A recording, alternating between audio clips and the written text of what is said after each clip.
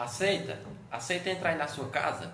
Com a sua permissão, entro na sua casa. Muitíssimo obrigado. Começando para toda a Altaneira e Brasil, mais uma edição do programa A Voz de Paulo Henrique Maia. E a partir de agora, trarei informações de diversos aspectos, sempre com imparcialidade e sem cor partidária.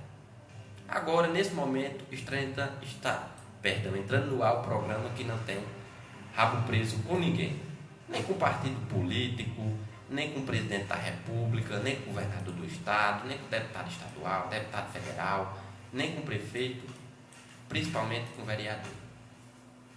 Uma boa tarde a você que me acompanha pela rádio Altaneira FM ou pela live ao vivo, transmitido pelo Facebook. Altaneira, Ceará, Brasil, 20 de julho de 2019, 12 horas e 2 minutos, horário de Brasília, 35ª edição do programa. E eu começo a falar para você, ouvinte, sobre como ficou a votação na Câmara Federal sobre a reforma. Muita gente ainda está em dúvida sobre como ficou, sobre as aposentadorias, né? Quem realmente vai se aposentar mais cedo, que está mais próximo, quem não vai, né, vai ter que pagar pedágio, tudo isso. Então, segundo a fonte, reforma da Previdência é aprovada na Câmara em primeiro turno e saiba o que muda para a sua aposentadoria. Foi aprovada em primeiro turno pela Câmara Federal, ainda vai ser debatido, votado em segundo turno, também na Câmara Federal, e ainda tem 2 turnos no Senado Federal. E no Senado, os senadores ainda têm direito, ainda vão modificar, né, vários pontos. Como a Câmara fez, o Senado também tem direito de modificar alguns pontos da reforma. Segundo aqui a fonte do Globo, o texto base da reforma da Previdência foi aprovado nesta quarta-feira no plenário da Câmara, em primeiro turno por 379 votos a favor e 131 votos contra. Ele vai alterar as regras para o trabalhador requerer a aposentadoria com a exigência de uma idade mínima, condição hoje inexistente, mas haverá modelos de transição para quem já está no mercado de trabalho, tanto para trabalhadores do INSS como para servidores. Com a mudança aprovada nesta quarta-feira, o Instituto Fiscal Independente do IFI, que trabalha com a metodologia diferente da do governo, prevê que a economia com a reforma será de 714 bilhões de reais. No entanto, se os destaques da oposição forem aprovados, a reforma pode ser ainda mais desidratada. Após a aprovação do texto base, o próximo passo é justamente a análise do destaque. Proposta feita pelos deputados, a expectativa é que a votação dos destaques comece na tarde desta quinta-feira. O projeto de reforma da Previdência deve ser votado ainda, e já foi, né, no segundo turno da Casa, e em seguida será analisada pelo Senado. Se houver alteração, o texto volta para a Câmara.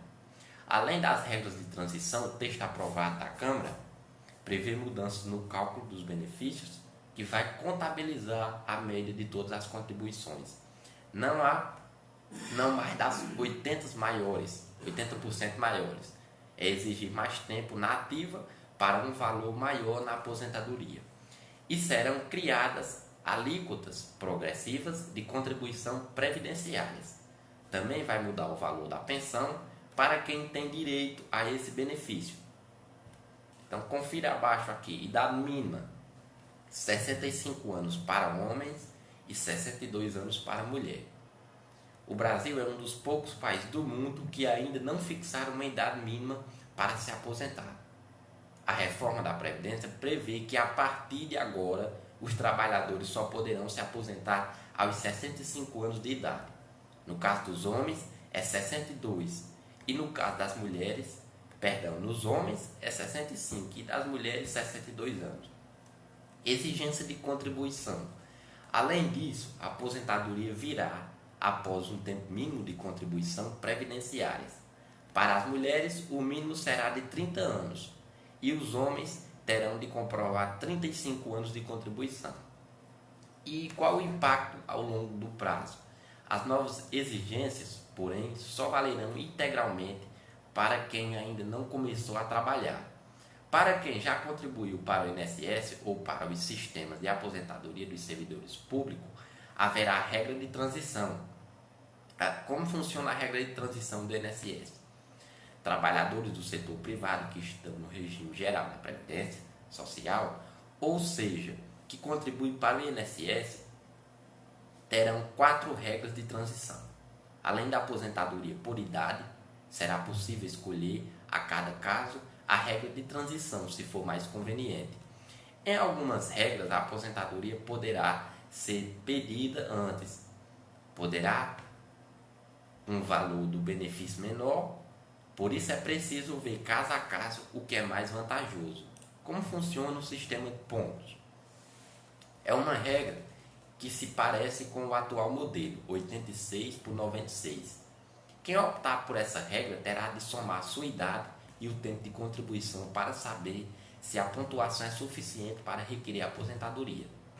Essa pontuação mínima exigida sobe com o passar do tempo.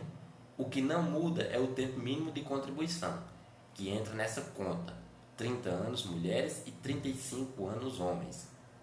Para homens, a soma do tempo de contribuição e da idade deve resultar em no mínimo 96 pontos do ano de 2019. Essa pontuação mínima exigida aumenta a cada ano até atingir os 105 pontos. Em 2028, para a mulher, a pontuação começa em 86 pontos em 2019 e aumenta a cada ano até atingir 100 pontos em 2033. Tempo de contribuição com idade mínima. Quem escolher essa regra para fazer a transição para o novo modelo da Previdência terá de atender ao pré-requisito de uma idade mínima. A idade exigida para requerer a aposentadoria vai subindo com o passar do tempo, seguindo uma tabela de transição. Para homens, a idade começa com 61 anos em 2019 e aumenta 6 meses a cada ano, até chegar a 65 anos em 2027. Para a mulher, a idade começa em 56 anos e em 2019 e aumenta 6 meses a cada ano até chegar a 62 anos em 2031. Em todos os casos, há a exigência de tempo de contribuição para o INSS, que é de 30 anos para mulheres e 35 para homens.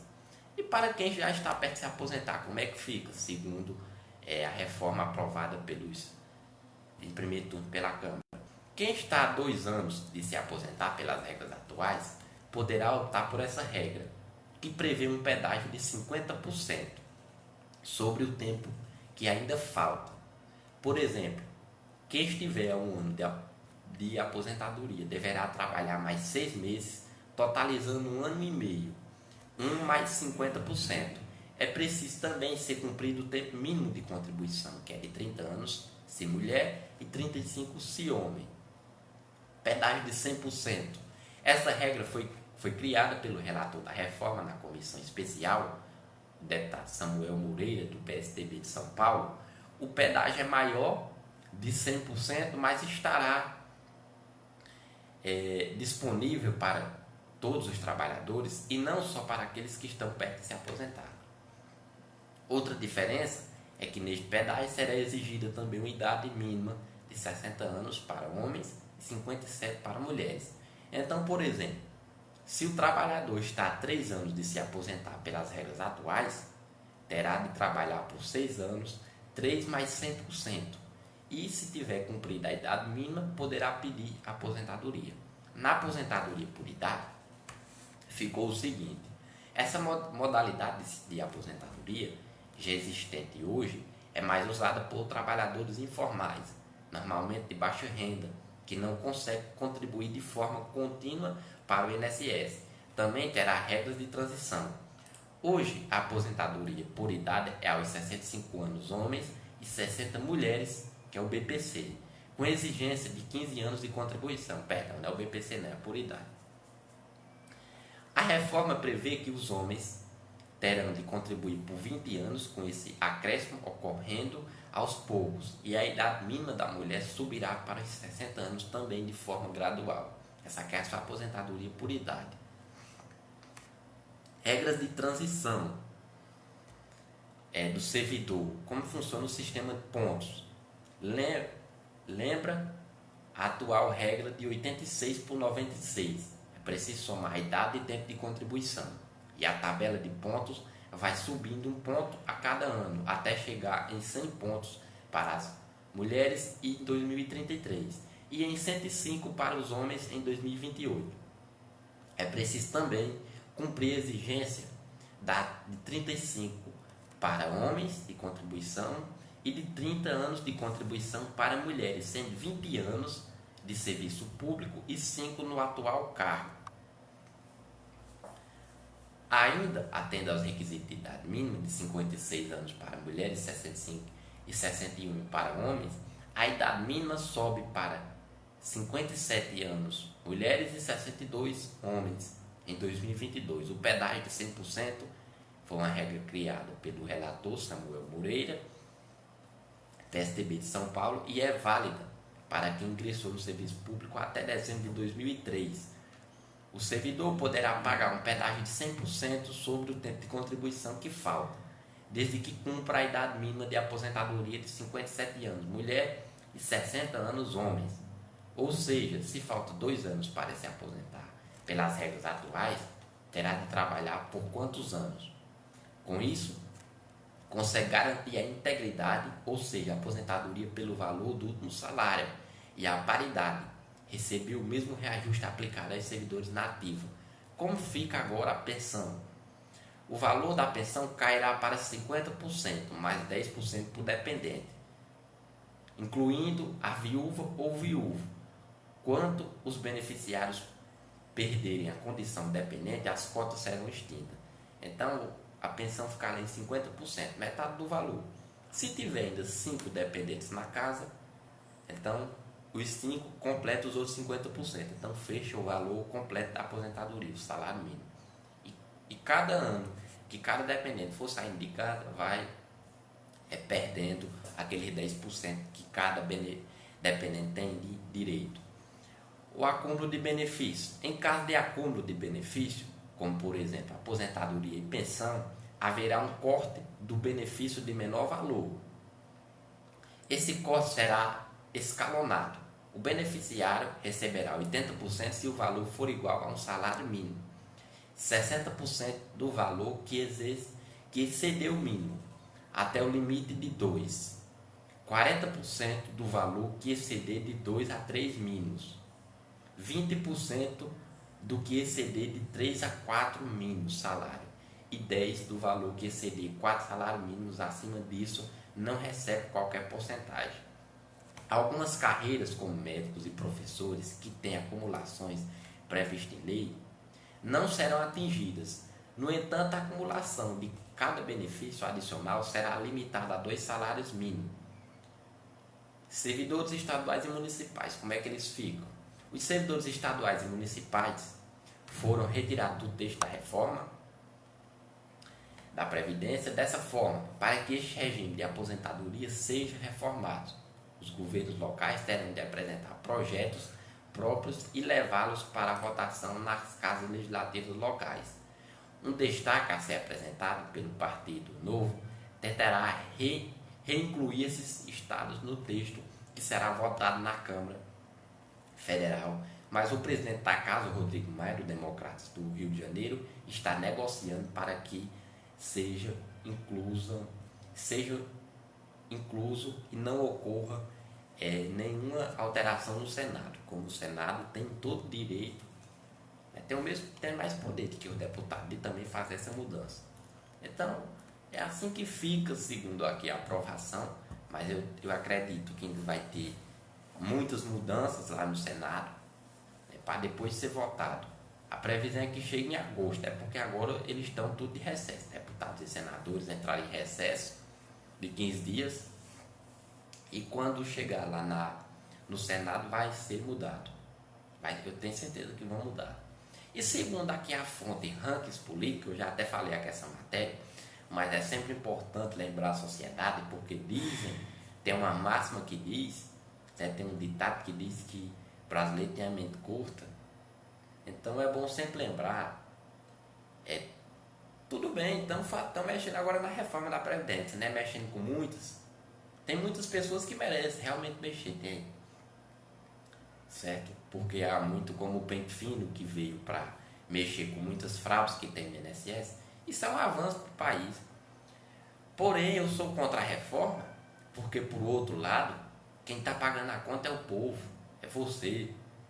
É pagando altos juros, né, imposto todos os dias, e querem tirar a conta do soldado raso, enquanto as altas cortes do país recebem fortunas. E eu vou já citar aqui a você por quê. Eu já falei essa matéria aqui, vou lembrar novamente. O STF, um tribunal com 11 ministros, e custa a você que está me ouvindo, você quem paga o salário deles, aquela roupa, alimentação, tudo ali é você que está pagando. E esses 11 ministros custam ao país, o Brasil, R$500 bilhão de custo. O que era que nós não faríamos com R$500 bilhão todo ano? Para a educação, para a saúde principalmente, que está em estado de calamidade. Haja privilégio na Suprema Corte. Em 2016, o Supremo Tribunal Federal custou mais de R$500 bilhão. O STF, Supremo Tribunal Federal, possui 1.216 funcionários para 11 ministros. 306 estagiários para 11 ministros. 959 terceirizados. O total varia de um mês para o outro, mas nunca é inferior a 2.450 funcionários no Supremo Tribunal Federal. Então não é um absurdo. Estão mexendo agora na reforma da Previdência. Vai aumentar o tempo de contribuição, vai aumentar a sua idade. Porém, por que é que não faz uma reforma no Judiciário? Por que é que não faz uma reforma no Ministério Público? Por que é que não faz uma reforma no Poder Legislativo, nas câmaras municipais, nas assembleias, no Congresso? Por que é que não faz a reforma? Por que é que só quer mexer no povo? Até quando, eu lhe pergunto, até quando você vai aceitar todo esse tipo de prática? É uma média de 222 funcionários para cada 11 ministros. Quer dizer, uma média foi somado 2.450 funcionários e fica uma média de 222 funcionários para cada ministro. Isso é só 11 ministros. Funcionários terceirizados, 25 bombeiros civis, 85 secretários, 296 vigilantes, 194 recepcionistas, 19 jornalistas, 29 funcionários cuidando da encadernação, só para encadernar, 116 serventes de limpeza, 116 pessoas para cuidar só da parte de limpeza, 24 copeiros, 27 garçons, 8 auxiliares de saúde bucal, 12 auxiliares de desenvolvimento infantil, 58 motoristas, 7 jardineiros, 6 marceneiros, 10 carregadores de bens e 5 publicitários.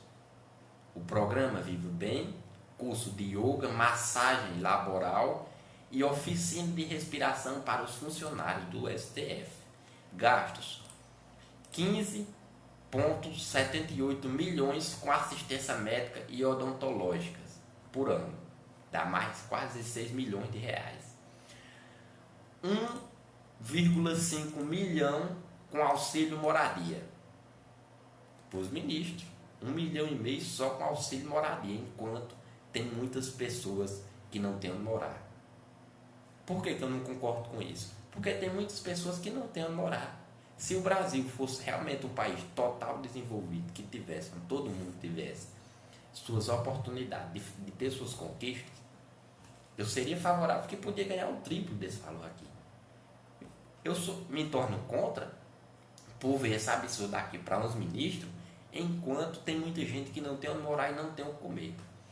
2.162.000 com educação pré-escolar para os filhos dele. 12 milhões com alimentação por ano. E o povo não tem o que comer.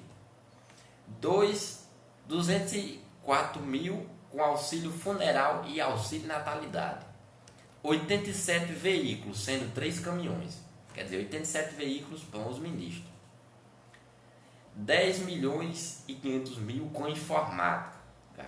Então veja se não é absurdo. Tudo soma meio bilhão de reais por ano. Então realmente eu acho um gasto absurdo. O único que teve coragem de abrir essa caixa preta do Supremo Tribunal Federal foi o senador Jorge Cajuru. Comprou até uma briga com o ministro Gilmar Mendes, porque há muito tempo, quanto tempo a sociedade ficou sem saber desse absurdo? Isso aqui para mim é um absurdo. Ou você que está me ouvindo, você acha justo todo esse gasto aqui? Eu não acho. Aonde a sociedade, os aposentados, os assalariados, recebem um salário mínimo, que não dá nem para comer, não dá nem muitas vezes para pagar o aluguel. Ou paga o aluguel ou fica sem comer, ou tem o que comer. É um dos dois. Então eu lhe pergunto, isso aí é uma democracia ou privilegiocracia? Segundo rankings políticos, é preciso compromisso com o combate a regalias. Viver uma democracia demanda um custo para a sociedade quem escolhe essa forma de governo. O problema acontece quando a democracia se desvirtua, transformando-se em uma verdadeira privilegiocracia, como acontece aqui no Brasil. Segundo o levantamento do ranking dos políticos, o custo médio anual de cada um dos 503 deputados e 81 senadores do Congresso é de R$ 885 mil reais, o gasto médio anual de cada um. O valor considera apenas salários e a malfada cota parlamentar, malfadada, sem contar nos outros tipos de regalia que se tem. Para 2018, o orçamento total do Senado e da Câmara foi, por incrível que pareça, de 10,5 bilhões de reais, de acordo com a ONG Contas Abertas. Tal montante equivale a um custo em relação ao PIB, 6 vezes maior do que em país desenvolvido, e seria suficiente para construir mais de 5 mil escolas. Então, quer dizer, em 2018, um levantamento pelas Contas Abertas detectou que seria o gasto da Câmara e do Senado, do nosso Congresso Nacional, de 10,5 bilhões de reais. Então isso é um absurdo, isso é o superior de qualquer PIB desenvolvido, de qualquer produto interno bruto dos países desenvolvidos. Então é um absurdo, quase 11 bilhões de reais, se fosse investido na saúde, na educação, o quanto nós não seríamos um país sério, um país de desenvolvido. A primeira medida para atacar o problema é o corte dos privilégios, excesso de assessores e um enxugamento geral da estrutura do Congresso. Copeiros, assessorista, motorista, há muita coisa que pode ser eliminada por um legislativo mais adequado. Alguns parlamentares já abrem mão de certos benefícios. Há algum projeto de lei que visam essa maior eficiência. Esses exemplos devem ser reconhecidos e exaltados. Se o cenário de privilégio é desolador no legislativo, no Poder Judiciário não fica atrás. Estudos mais recentes do Conselho Nacional de Justiça, o CNJ, revelou que as despesas totais do Judiciário somaram 84,8 bilhões em 2016. O valor corresponde a 1,4% do PIB, índice cerca de 6 vezes maior do que o de nações civilizadas. Só como efeito de comparação, o orçamento total da saúde de 2017 foi 107 bilhões de reais. Já no Poder Executivo, chama a atenção o custo para manter as regalias a ex-presidente da República é de quase 3,5 milhões anuais. Porque você sabia, você que está me ouvindo com muita atenção, você sabia que ex-presidente da República tem direito a vários tipos de benefícios? Eu ainda vou trazer no programa aqui os tipos de benefícios que cada ex-presidente tem direito. Tem direito a assessor, direito à segurança, a carro, uma pensão. O Fernando Collor, que foi impeachmentado, tem direito a todo esse tipo de benefício. A Dilma também, que foi impeachmentada. Então isso é um absurdo, né? Onde ex-presidente dos países do Brasil que sai de uma forma, pode-se dizer, no popular, foi caçado, ainda tem direito a esse tipo de regalia, isso é um absurdo. Só sendo no Brasil mesmo que se vê esse tipo de coisa. Pode fazer um estudo no mundo que não existe em nenhum país uma coisa dessa. E sem falar no absurdo que é no poder judiciário. Porque eu lhe pergunto, você acredita na justiça do seu país? Me diga se você acredita. Eu tenho certeza que você não acredita. Muitas vezes você perde seu direito porque não quer colocar nas mãos da justiça porque sabe a demora que é. E não justifica o poder judiciário ter um gasto de 84,8 bilhões em um ano. Temos muito juiz? Temos. Eu não sou contra o salário de um juiz, o salário de um promotor de justiça, não. De qualquer pessoa de poder, não. Agora, o que eu sou contra é que muitos não honram o seu salário. Porque essas pessoas do poder, de poder de justiça, o judiciário, um juiz, quanto tempo o juiz não estudou? Estuda 5 anos de direito, tem que exercer 2 anos de advocacia, certo? Primeiro, fez os 4 e 5 anos de direito, tem que fazer a prova da OAB, que é mais difícil do que entrar para fazer direito. Aí, quando passar, tem que exercer 2 anos de advocacia e, salvo engano, faz uma prova para ser membro do Ministério Público, é promotor ou juiz. Então, somando aí, sai mais de, vamos fechar em 8, 9 anos, certo? Fazendo essa prova, faz mais de 8 ou 9 anos de estudo duro, né? Que gasta muito, livro muito caro. Então, eu lhe pergunto, então, é justo se ganhar esses altos salários? O que eu sou contra é mais tipo de regalias que se tem no Poder Judiciário e aonde a sociedade, com raríssimas exceções, se vê um retorno da justiça, do judiciário. Muito pouco se vê retorno na justiça. Já no Poder Executivo chama a atenção, como eu disse, as regalias que se tem para manter os ex-presidentes. O Executivo Federal se aproveita das suas cerca de 150 estatais, que geram prejuízo bilionário ano após ano, para a distribuição de cargos e outros conchavos em busca de apoio para o já consagrado sistema de presidencialismo de coalizão. Uma breve análise desse dado nos dá uma ideia de custo que pagamos para a manutenção da nossa democracia. Apesar de serem públicos, tais números acabam passando despercebido pela população em geral, que trabalha 5 meses no ano apenas para pagar impostos. Então, de 12 meses que você trabalha 5 meses do ano só para pagar imposto. Você só se lucra de 7 meses. E é exatamente daí que vem o dinheiro para pagar toda essa conta. Durante 2017, o impostômetro apontou uma arrecadação de 2 trilhões e 172 bilhões de reais. Então é muito dinheiro.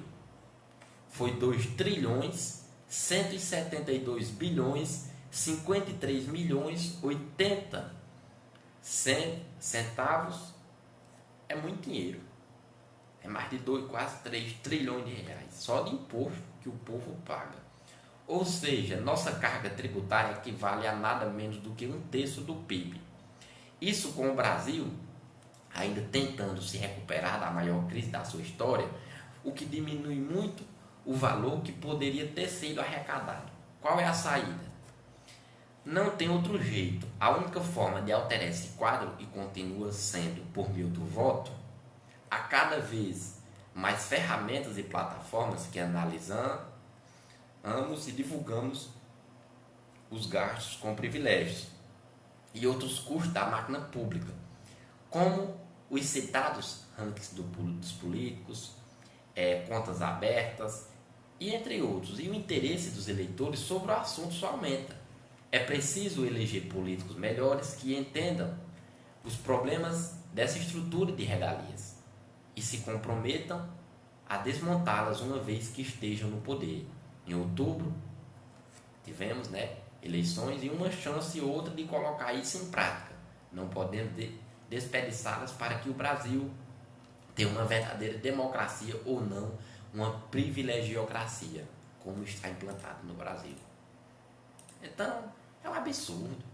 Se for olhar os gastos, como eu já citei, os gastos do Poder Judiciário, é muita coisa, como citei, o gasto do Poder Legislativo, do Senado, da Câmara, é muito dinheiro. É muito dinheiro. E na Câmara e no Senado, eu vou já dizer aqui a você quanto um senador e um deputado gastam, em miúdos, no pequeno.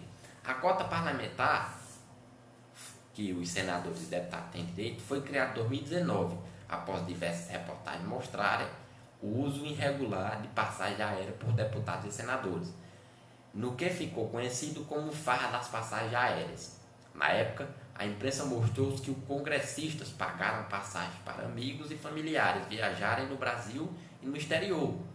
As reportagens geraram a abertura de um processo pelo Ministério Público Federal com o objetivo de pedir a devolução de parte dos recursos usados por deputados e senadores. Diante da repercussão negativa, o então presidente da Câmara dos Deputados, Michel Temer, negociou a criação da cota parlamentar, que não pratica juntou 3 tipos de despesas que os deputados federais tinham direito desde 2001.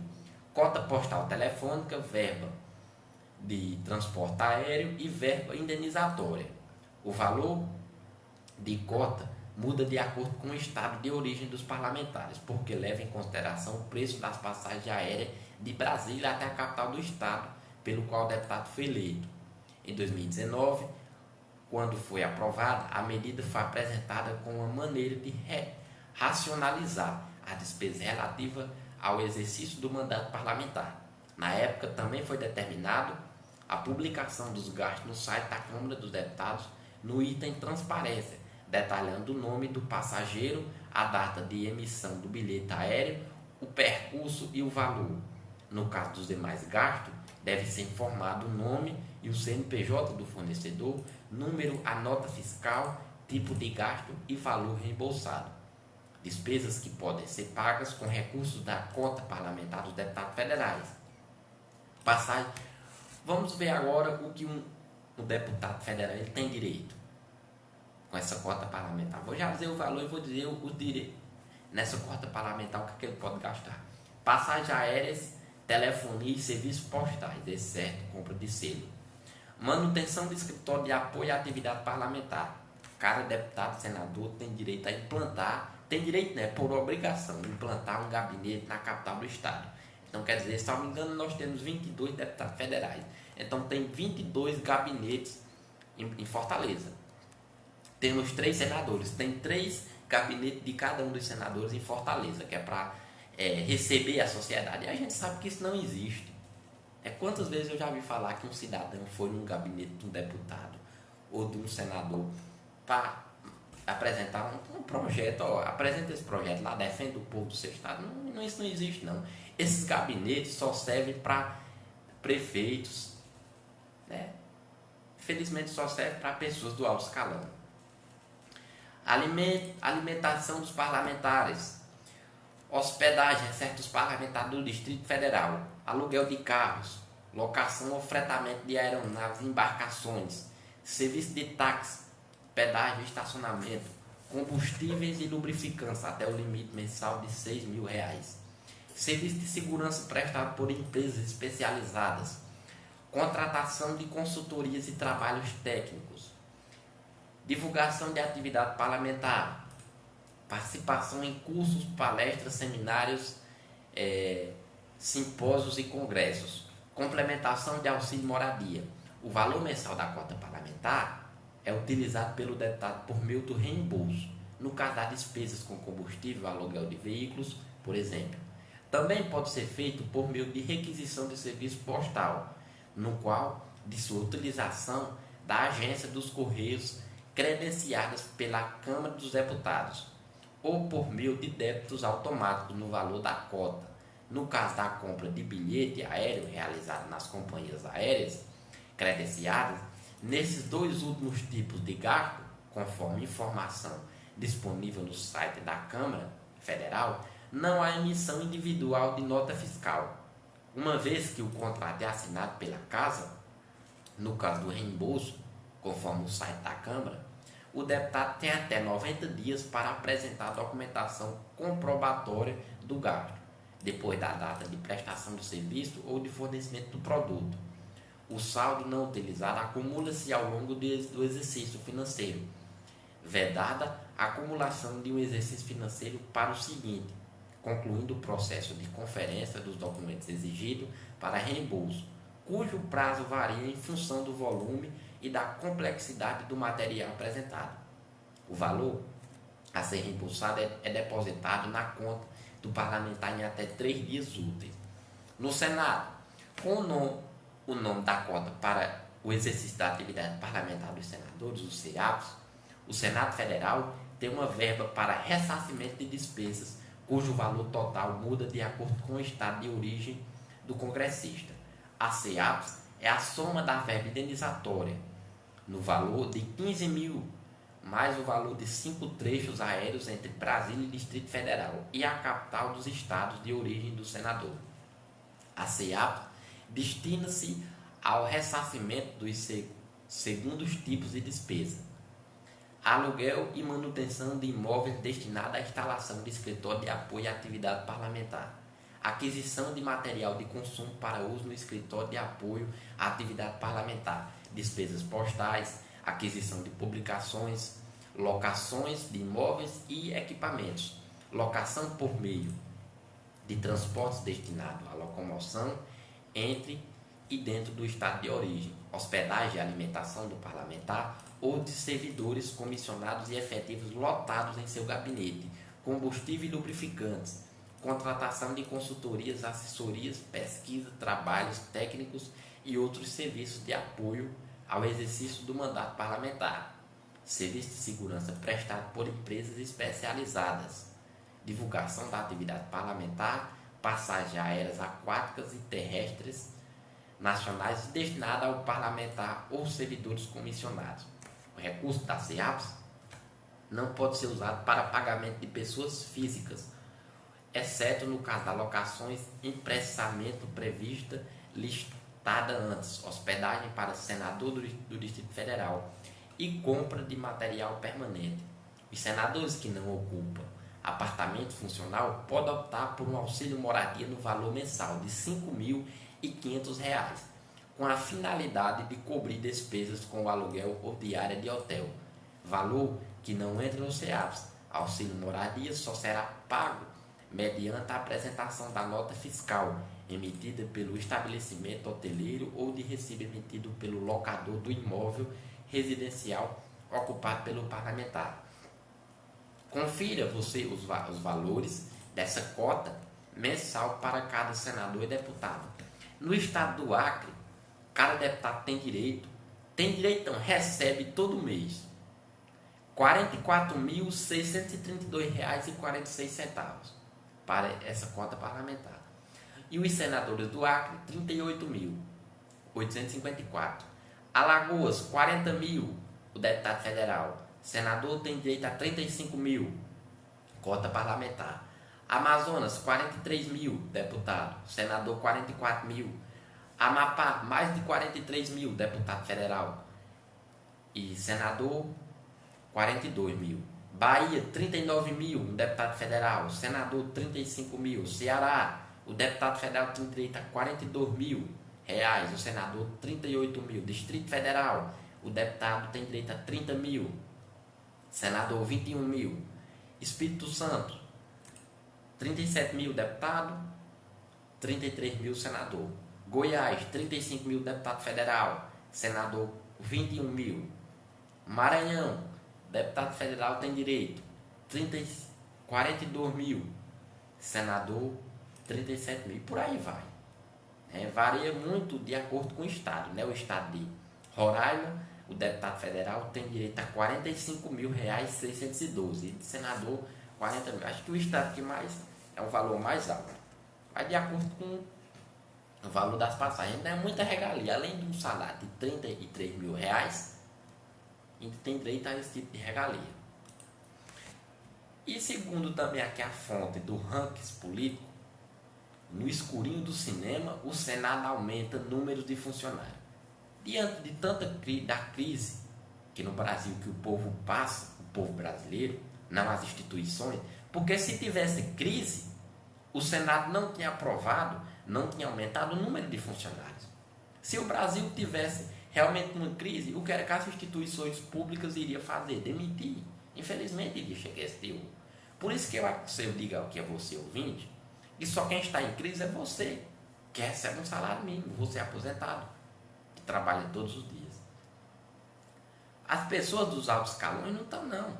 E eu vou já dizer por quê. Levantamento do ranking dos políticos aponta que o Senado continua aumentando o número de funcionários da casa. Em março, os senadores contavam com 2.420 assessores. E em meio aos debates em torno da reforma da Previdência, os nobres congressistas conseguiram aumentar as contratações.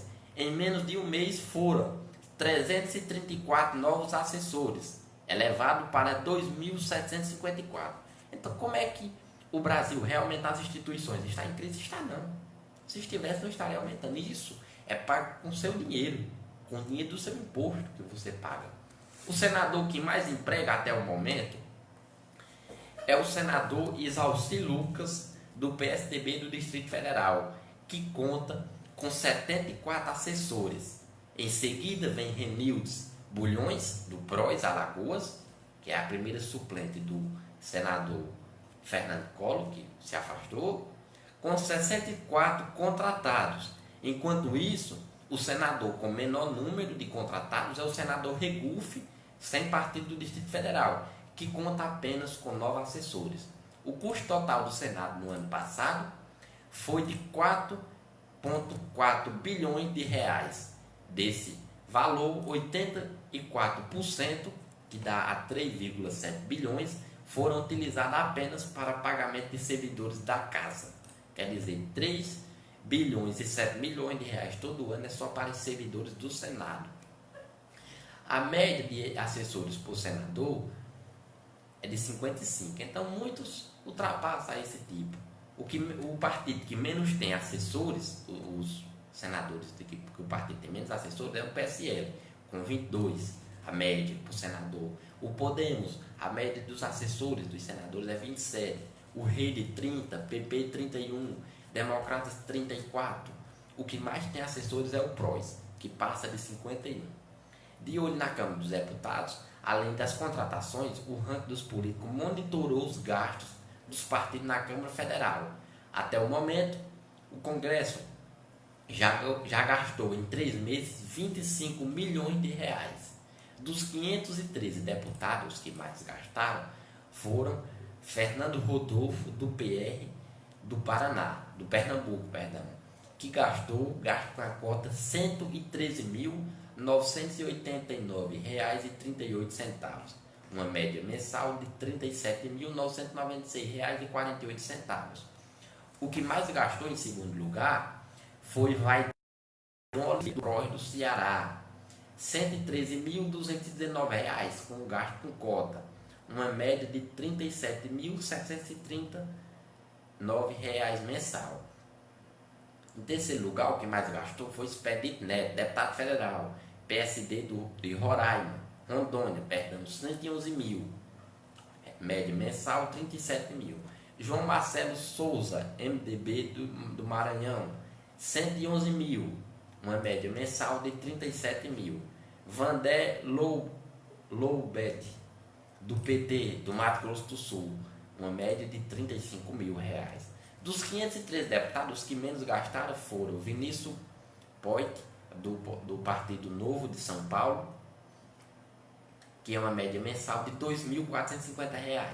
Luiz Miranda, do Democrata do Distrito Federal, gastou uma média mensal de R$ 2.104. Professor Israel Batista, do PV, Distrito Federal, uma média mensal de R$ 1.590. Tiago Mitraldi, Partido Novo, Minas Gerais, R$ 1.446 mensal. Felipe Carreiras, PSB do Pernambuco, R$ 1.303 mensal. João Nelto, Podemos do Goiás, R$ 360 mensal. Então, está aqui a lista dos que mais gastaram e dos que menos gastaram na Câmara Federal. E os partidos com representação na Câmara e o gasto médio, os partidos que mais gastaram foi MDB e PT. E os partidos mais econômicos foram o Avante, né? O Novo, 6 milhões. E o MDB, 19 milhões. Então, os que mais gastaram, os que menos gastaram. Porque todo esse dinheiro aqui não é do bolso deles. Todo esse dinheiro aqui, salário e regalias, é o bolso do povo. De você que está me ouvindo. De você que paga imposto. Então, eu não acho isso justo. Enquanto a sociedade, enquanto você sofre para colocar todo mês aquele dinheiro para pagar a conta de luz, de ar, o aluguel, fazer a sua feira para você se alimentar mal, que são poucas. Eu tenho certeza que a maior parte do povo que são salário mínimo, a maior parte não, todos os que ganham salário mínimo não se alimenta bem, porque não pode comprar o que se tem que comprar para nosso organismo. O nosso organismo precisa da alimentação e precisa do zinco, do ferro, de todas aquelas substâncias para nosso corpo poder rodar mais uns anos aí para frente, falando popular. Então, enquanto está mal, os congressistas, deputados e senadores, pessoas do Poder Judiciário ganham bem, né? Além de ganhar bem, recebe regalias, como eu já disse aqui. Eu não me importava que cada um tivesse 100 assessores, 200 assessores, 1000 assessores, não. Desempenhasse o trabalho em seu papel. Esse deputado senador não desempenha um trabalho de fiscalização em seu estado. Obras aí. Há quanto tempo essa obra aí, que liga Altaneira a Assaré, não está dessa forma aí? Então, eu posso dizer, não tem fiscalização. Roda de todo jeito aí. Ninguém cobra. Se ninguém cobra é porque está tudo bem. Então fica rodando desse jeito aí. E de quem é o trabalho? É dos deputados e senadores. Porque o papel de pessoas do Poder Legislativo é fiscalizar. Então, o deputado, o senador, tem aquela determinação de mandar um assessor seu para fiscalizar. Ver como é que aquelas povo daquela cidade está sendo abraçada por aquela obra. Se aquela obra está respeitando os seus limites do meio ambiente, né? O respeito à sociedade. Quanto tempo essa obra para entregar? É tanto tempo. E por que foi que essa obra ainda não foi entregue? Mas não tem ninguém que fiscalize. Porque se uma pessoa comum for, bota logo é para correr. Então tem que ser o soldado mais alto. E segundo aqui o ranking político, o juiz recebe 211 milhões em privilégios atrasados, juros e correção monetária de auxílios que já haviam sido pagos geraram novos rombos dos tribunais. Esse programa aqui foi destinado só a falar sobre as regalias do alto escalão. Auxílio moradia, auxílio alimentação e auxílio saúde não são os únicos itens a chamar a atenção dos contra-cheques dos juízes brasileiros.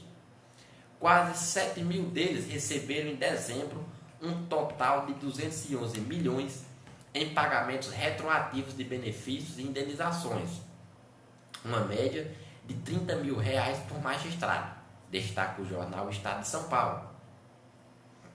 Isso significa que no fim de 2017, cerca de 30% dos juízes federais e estaduais do país tiveram os vencimentos engordados por alguns penduricalhos do passado, com juros e correção monetária.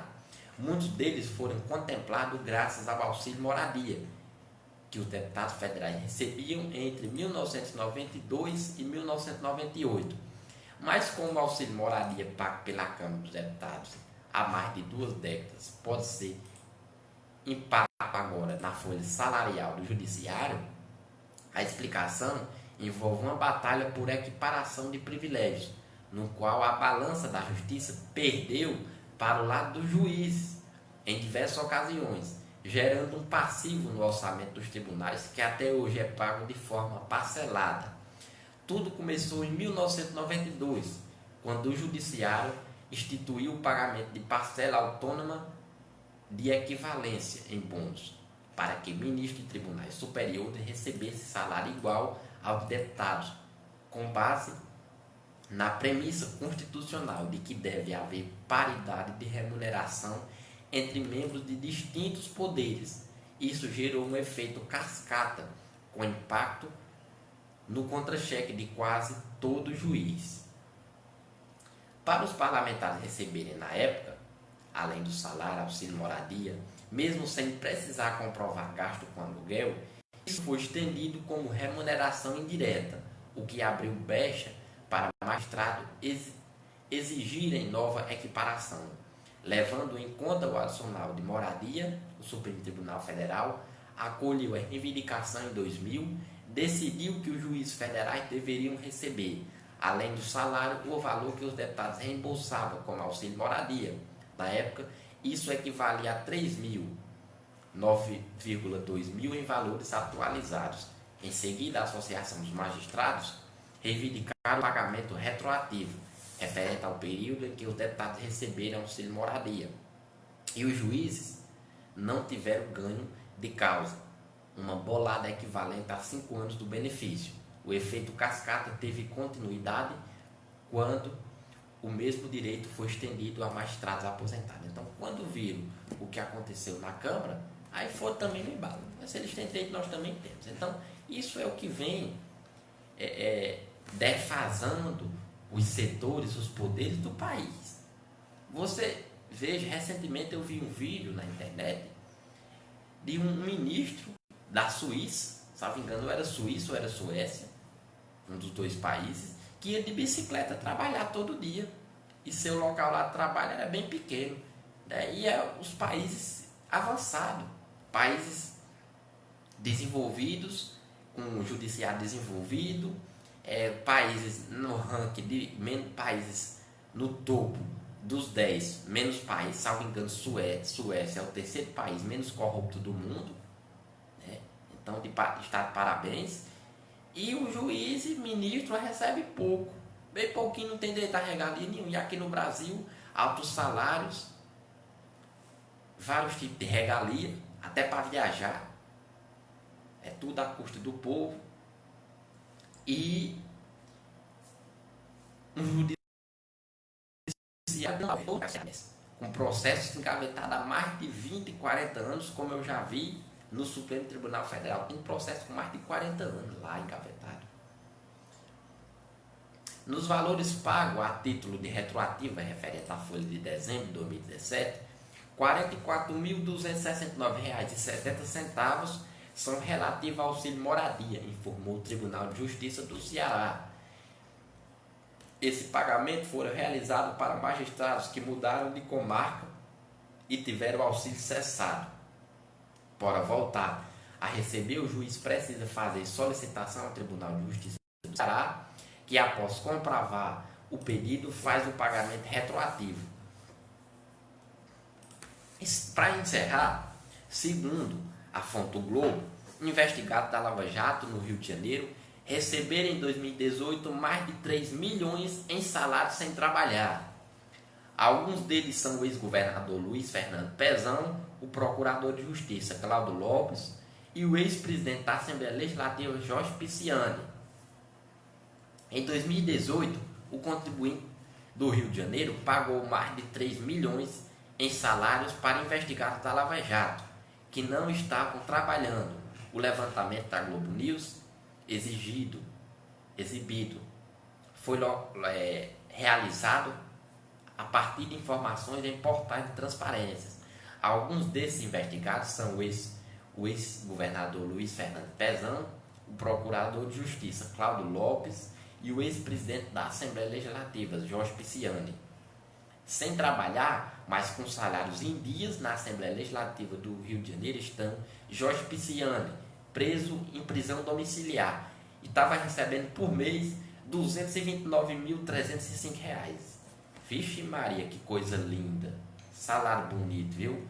Paulo Melo, preso, recebia R$ 243, olha, 243 mil, é porque é muito dinheiro, atrapalha. Edson Albertassi, preso, estava recebendo por mês R$ 242 mil. É lindo demais. André Corrêa, preso, R$ 46 mil por mês. Chiquinho da Mangueira, preso, R$ 49 mil. Coronel Jairo, preso, R$ 47 mil por mês. Isso no estado do Rio de Janeiro. Luiz Martins, preso, recebia R$ 49.800. Marcelo Simão, afastado do cargo, 47 mil. Marcelo Abraão, preso, R$ 46.000. Marcos Vinícius Nescau, vixe Maria, Nescau, preso, 47 mil. Só essa folhinha de pagamento aqui, só desses meninos aqui bonito, dava R$ 1.050.000 e um quebradinho por mês. Só com o salário desse povo aqui, depois de estar preso em casa, continuava recebendo. É um absurdo. E o estado do Rio de Janeiro está como? Tem servidor lá que ainda está com salário atrasado. Disseram, não, mas o estado do Rio de Janeiro está quebrado. Como é que está quebrado? Deixa ele estar aqui. Quem está quebrado é o povo. Não paga porque não quer pagar. Então, só os contribuintes do Rio de Janeiro pagaram mais de 3 milhões em salário para investigados da Lava Jato. Então, sendo investigado pela Lava Jato. Só na Alerj, além de Pisciani, foram pagos em dias os vencimentos de outros 9 parlamentares presos ou afastados do mandato durante a operação Cadeia Velha e Furna da Onça. Vixe.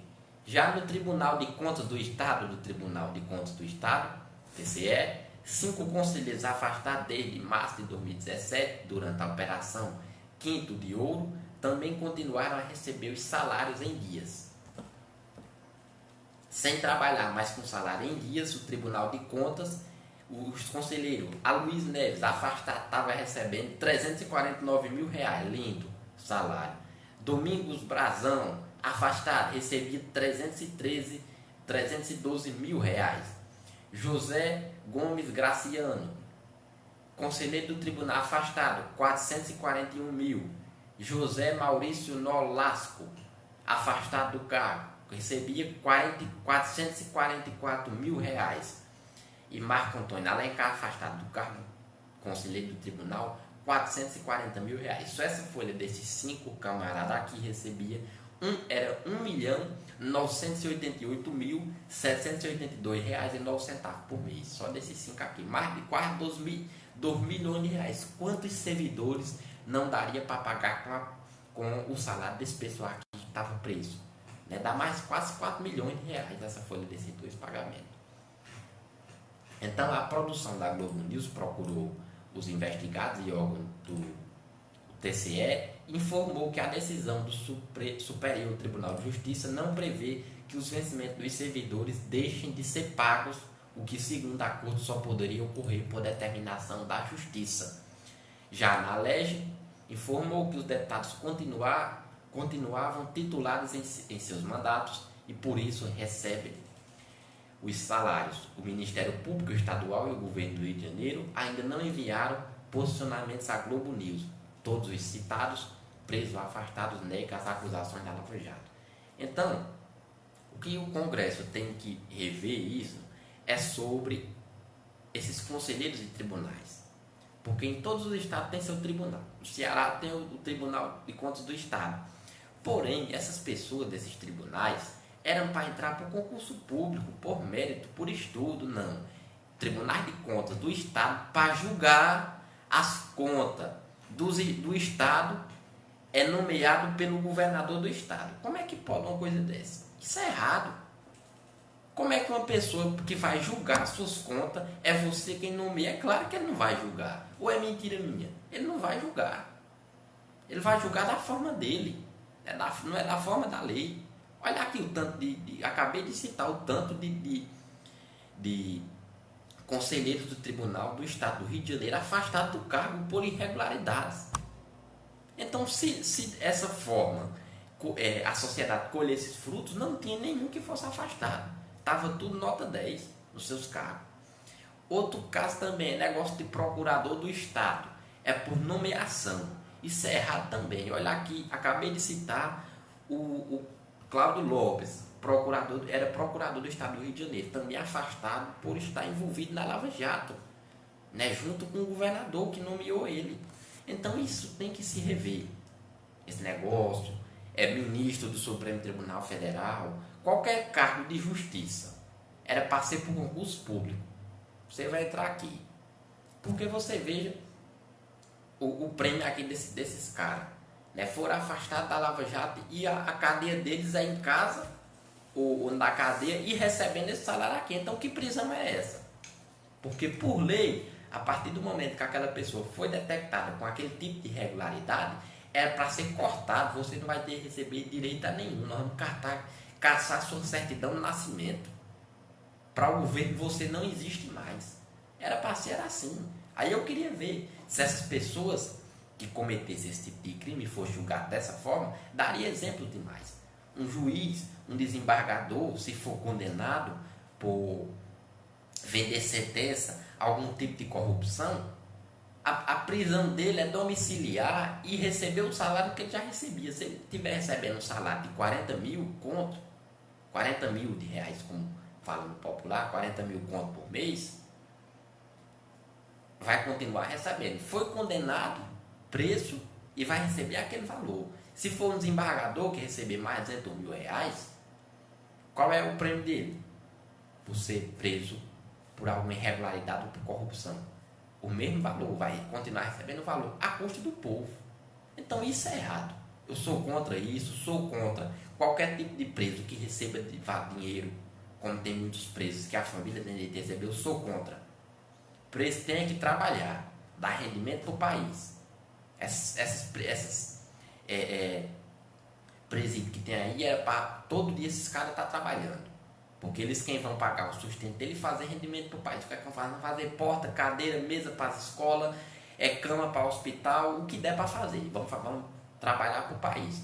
Quem era para fornecer a agricultura familiar na escola eram os presos, plantando horta, feijão, milho, arroz, fava, todo tipo de coisa para as escolas. Eram os presos que estavam trabalhando. O tanto de rendimento que não daria para o país, porque estaria economizando esse dinheiro. Que eram os presos quem iria fazer. E é justo esse tipo de trabalho. A maior parte dos presos fica lá tudo na ociosidade, sai pior do que entrou, muitos que estão lá. Fica o dia todo ali, ó, dia e noite, só pensando, entre quatro paredes ali, só pensando em fazer o mal. Quando eu sair daqui eu vou matar fulano que me denunciou, é assim, eu vou entrar em tal facção, pronto.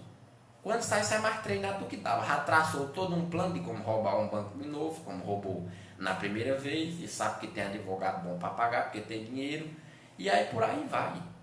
E a família, se tiver família, está recebendo em casa mais de R$ 1.300, enquanto o assalariado só recebe R$ 998. E o preso recebe mais de R$ 400 a mais do que quem está trabalhando 22 dias por mês, tirando sábado e domingo. Também é matar o povo de trabalhar, né? Então, eu sou favorável que se fosse esse sistema aqui, o país iria avançar muito, se em todos os presídios trabalhasse. Como é nos países desenvolvidos. A gente assiste muito aqueles filmes americanos, você assiste muito aqueles filmes americanos e vê aqueles caras trabalhando.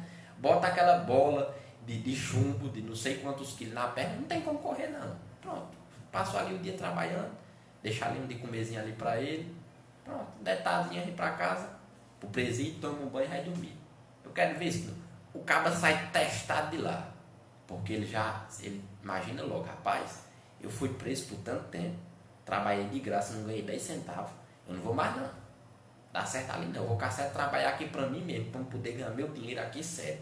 Porque se eu for preso novo, eu mesmo rojão. Quem é esse que acha bom trabalhar sem ganhar nada? Não acha não. Então isso seria um grande avanço para o país, eu vejo. Que seria colocar esses preços para trabalhar. E segundo aqui a fonte, blog políticos.org.br, tem a seguinte matéria, bem interessante. Caráter não tem classe social. Diz moradora que emprestou R$ 7.000 para catador e recebeu o dinheiro de volta. Então, segundo uma moradora que emprestou R$ 7.000 a um catador de reciclagem e recebeu o dinheiro de volta. Ela diz: caráter não tem classe social.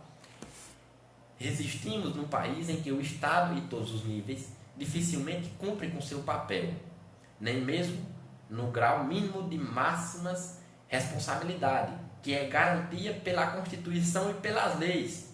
E a ausência de um Estado atuante e eficaz faz muita falta.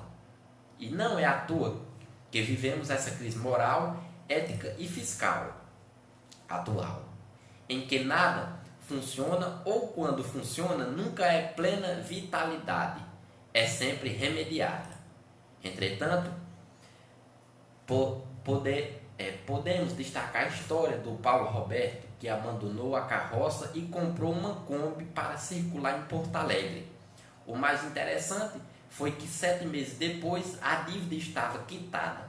Num país onde a credibilidade é rotulada pela corrupção, histórias de gente minúsculas geram atitudes maiúsculas. Bem interessante, viu? Histórias de gente minúsculas que geram atitudes maiúsculas. Os primeiros 7 mil, o catador de lixo ganhou em uma vaquinha virtual, caçando de arrastar uma carroça, cansado já de arrastar uma carroça pelo centro de Porto Alegre. Paulo Roberto Carvalho, de 56 anos, saiu a distribuir um simpático bilhete nas caixas de correspondência da cidade, pedindo ajuda dos moradores para comprar uma Kombi. Deu certo, mas a perua custava o dobro. Segundo publicitário do site Gaúchos IH, os outros 7 mil foram emprestados pela corretora de imóveis Estrela, sendo que ela e o marido já tinham doado 2 mil para a vaquinha online. Paulo Roberto então assumiu um compromisso que devolveria o dinheiro em 7 parcelas de 1.000 ao casal que deram o crédito de boa fé. Ele disse que pagaria sempre no dia 2, mas bem antes disso, lá pelo dia 26, 27, ele já batia na minha casa com o bolo de notas de 50, relembra a corretora que emprestou os 7 mil reais, que na semana passada recebeu a última prestação. Paulo Roberto disse que agora, contudo, acertando, vai finalmente investir na sua casa, na Vila dos Papeleiros, onde mora com a esposa e 2 filhos de criação. Com essa chuvaradas vive entrando água lá dentro, mas se Deus quiser, agora eu vou juntar um dinheirinho e deixar tudo bonito, planeja ele.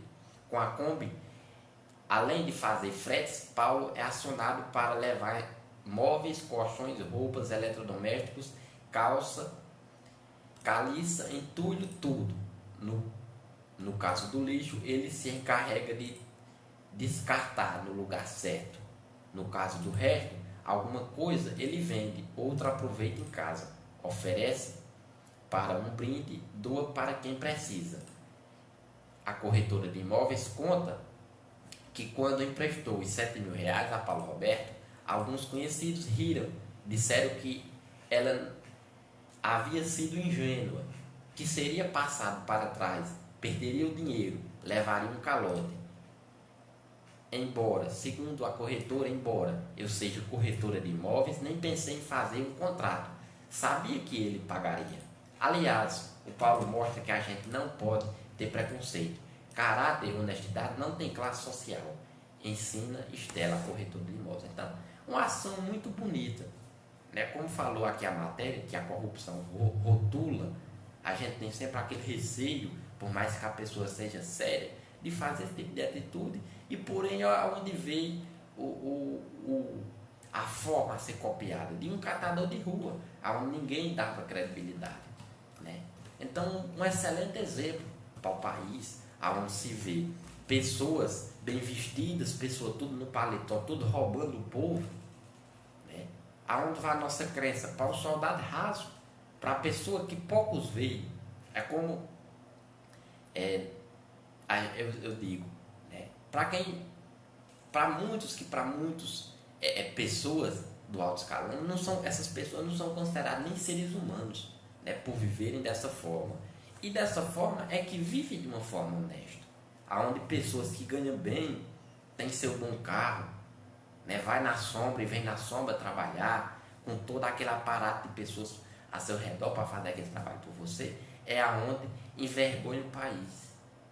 E essas pessoas que ganham dignamente, muitas vezes não tem nem o comer, trabalha com sol e chuva, é aonde mostra, é uma forma a ser copiada, que os maus é quem serve de exemplo e os bons servem para ser copiados.